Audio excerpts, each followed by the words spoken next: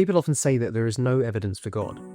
But what if the problem isn't the evidence, but what we think evidence is? Some of the strongest evidence for God might already be in front of us, not in miracles or visions, but in the very things that we use to think about evidence in the first place.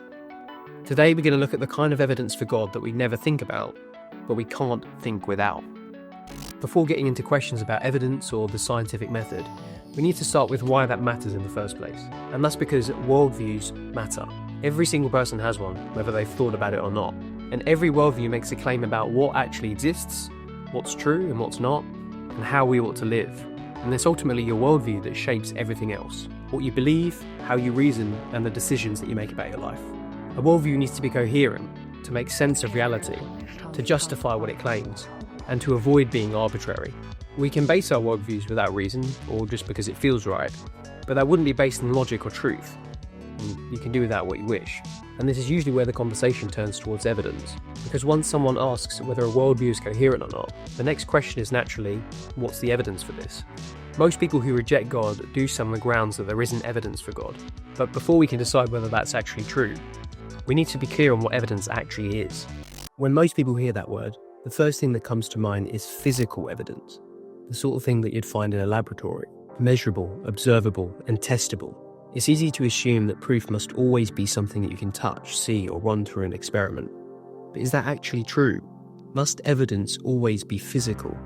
If we look at the definition of evidence, that is, the available body of facts or information indicating whether a belief or proposition is true or valid. Nothing in that definition limits evidence to the physical. Evidence can be empirical, but it can also be logical, reasoned, and inferential. And this is also true in the court of law. Take R v. Onufrejcik in 1955, a case where a man was convicted of murder even though the victim's body was never found. There was no forensic evidence of a corpse. Instead, the prosecution used pure logical argumentation. The man disappeared suddenly, his belongings were abandoned, and the accused's story was inconsistent. The court ruled that the only coherent explanation was that the murder had occurred. In other words, the impossibility of the contrary. That is still proof, it's still evidence, it's just not the kind that you can photograph. So proof can come through logic, by eliminating alternatives until one conclusion remains as the only coherent possibility. We can generally accept this in law quite comfortably. But when it comes to questions of metaphysics, things beyond the physical, people often assume that physical proof is the only valid kind. And that's where the contradictions begin. Because many of the things that day-to-day life and even science relies upon aren't physical. Take truth, for example. When a scientist conducts an experiment, they aim to discover the truth about the world. In other words, they already assume that truth exists, that their instruments will reliably show it, and that the conclusion they reach will reflect that truth. If truth didn't exist, or if truth was simply subjective, then science would be pointless. And on the other hand, even if science somehow was able to conclude that truth does not exist, it would immediately contradict itself, because that conclusion would then have to be true. So, truth is something that comes before science, not after. So how can scientists be sure of its existence? The same goes for something as simple as numbers. Take the number 4, for example. Not the word 4, nor the squiggly symbol we use for it, but the actual concept itself. If I put 4 marbles on a table, and then place 4 lemons next to them, these objects are completely different physically, but there's something the same about them, something abstract, something not found in the physical composition of the marbles or the lemons. That shared property is 4-ness. You can't find 4 by dissecting the marbles or the lemons. You can't detect it with a microscope, and yet it's real, it works. It's universal and consistent across time. And across cultures, even isolated ones, people recognise numbers. Basic arithmetic appears everywhere humans appear. It appears to be discovered, not invented. And even NASA assumes this.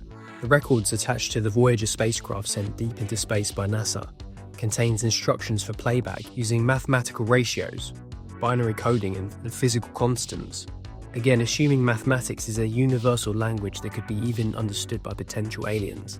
In other words, mathematics only makes sense if abstract universals are real in a way that transcends culture, biology, and physical matter. You might say numbers exist in the mind. Okay, but then what is the mind? If we open up a skull, you might find neurons and electrical activity, but we don't find subjectivity, or the self, or personal identity. The mind isn't physical in the way that the brain is. It's another metaphysical reality, just like numbers, and therefore would fall into the same dilemma. So if we only trust what physical evidence gives us, we end up undermining our own thinking, because thinking itself relies on things that are not physical. This is also true for logic and truth itself. Every time that we try to reason scientifically, or even in just basic day-to-day experiences, we rely on these metaphysical concepts. None of these can be proven by the scientific method because the scientific method already depends on them. Trying to prove them empirically would be to commit the circular reasoning fallacy, kind of like trying to lift yourself up by your own shoelaces. And yet, many modern worldviews are built on the assumption that only what is physical is real. The materialist must use logic, but can't explain why logic exists. They must trust mathematics, but claim that only matter is real. They must rely on truth, but unable to justify its existence. So this leads to a pretty fundamental inconsistency. It's a worldview that relies on things that is either unable to or just refuses to explain.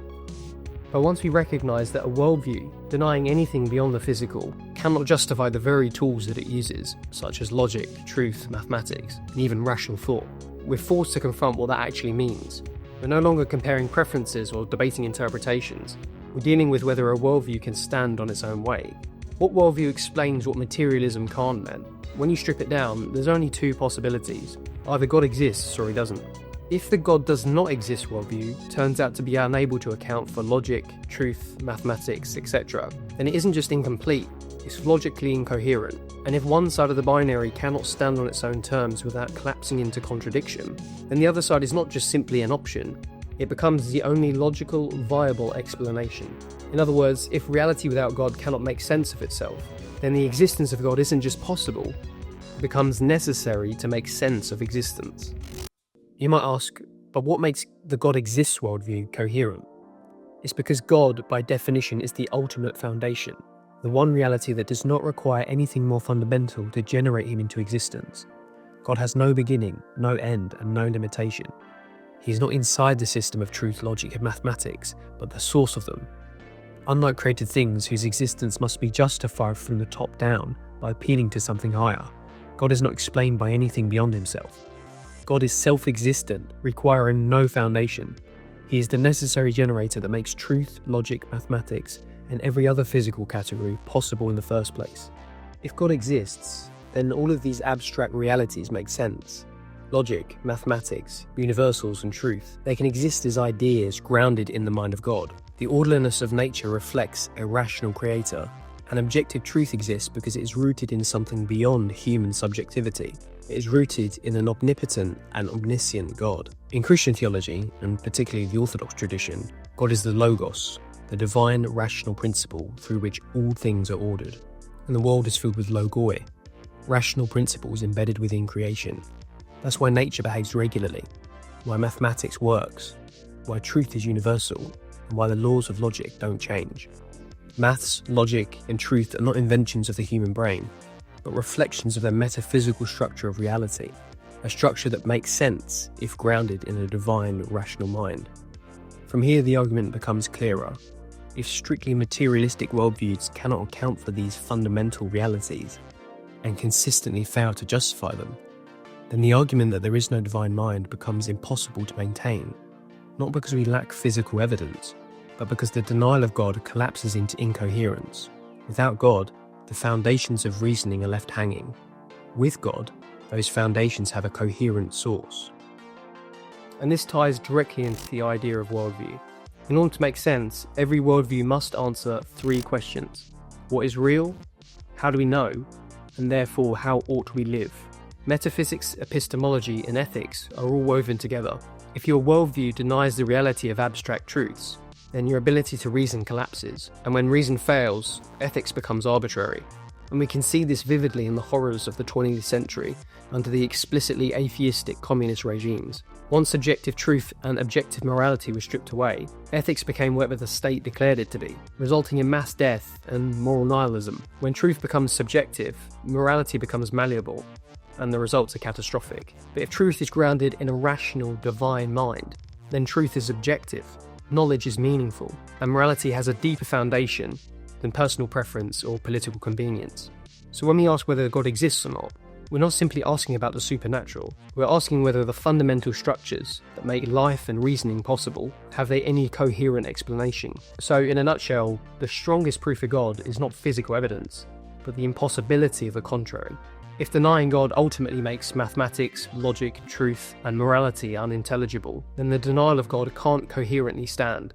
The entire framework of human thought and existence relies on metaphysical principles that only make sense if grounded in the mind of God. Without God, it's impossible, but with God, all things are possible.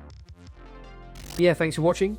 Let me know what you thought down below. I know there's going to be some people who entirely disagree with this video, but nevertheless, I still want to hear what your thoughts are in the comments. And please like and share this video. Thanks very much, and